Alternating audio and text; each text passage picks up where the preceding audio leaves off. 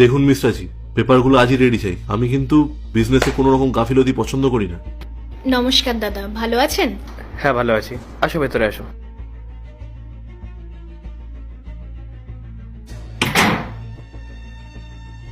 হ্যাঁ, এই ফাইলগুলো আমার আজই চাই।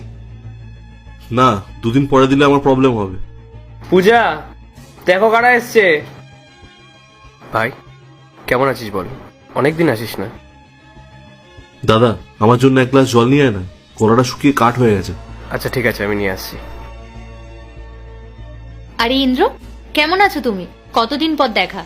আরে আপনাদেরকে একবার বললে মাথায় ঢোকে না, বারবার বলতে হয়। মাথাটা জাস্ট গরম করিয়ে দিল।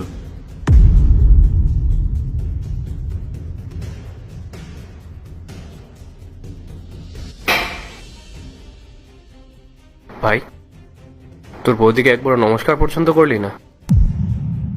ও সরি দাদা, একদম ভুলে গেছিলাম। বৌদি নমস্কার। হ্যাঁ নমস্কার। নমস্কার বৌদি, কেমন আছো? আমরা ভালো আছি। তোমরা এক কাজ করো, তোমরা বসো, আমি চট করে তোমাদের জন্য ভালো কিছু খাবার বানিয়ে আনি। না না বৌদি, এত কষ্ট করার কোনো দরকার নেই।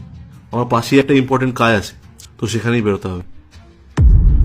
আরে ভাই, কতদিন পর তুই আমাদের বাড়িতে পা রাখলি, 2-3 দিন থেকে যা না, সবাই মিলে অনেক আনন্দ করব। দাদা, এইসব আনন্দ ফুর্তির চক্করে না আমি বিজনেসের কোনো ক্ষতি করতে পারবো না। আমি প্রচুর ব্যস্ত থাকি। টাইম ইজ মানি, বুঝলি? আচ্ছা বেশ, তোর কাজটা আগে। তা বল, তোর শরীর কেমন আছে আর কাজবাজ কেমন চলছে? আমার কাজ তো খুব ভালোই চলছে, দিনরাত উন্নতি হচ্ছে। তো তোর খবর কি বল? সেই 30,000 মাইনে নিয়ে কাজ করছিস নাকি অন্য কাজ জুটিয়েছিস? না ভাই, ওই চাকরিটাই করছি। বেশি উচ্চাকাঙ্ক্ষা নেই আমার, আর ওই চাকরিটা করেই আমি আর পূজা অনেক খুশি আছি, শান্তিতে আছি। দাদা, শুধু খুশি দিয়ে না সংসার চলে না। বাস্তবতাটা অনেক কঠিন। সংসার চালাতে গেলে না টাকার প্রয়োজন হয়, আর অগাধ টাকা থাকলে না সংসারের অভাব আর মনের শখ দুটোই পূরণ করা যায়। ভালোই হয়েছে আমার চিন্তা ভাবনা তোর মতো না, না হলে আমাকেও আজ তোর মতো গরিবের জীবন কাটাতে হতো।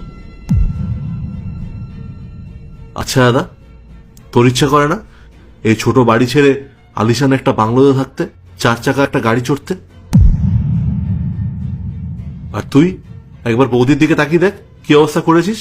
আমি তোর কথা বাদই দিলাম, অন্তত বৌদির কথা ভেবে তোর একটা বড় কিছু করা উচিত ছিল তো। ভবিষ্যতে যখন তোদের ফ্যামিলি বড় হবে তখন কি করবি? কতদিন এভাবে টেনে টুনে চালাবি?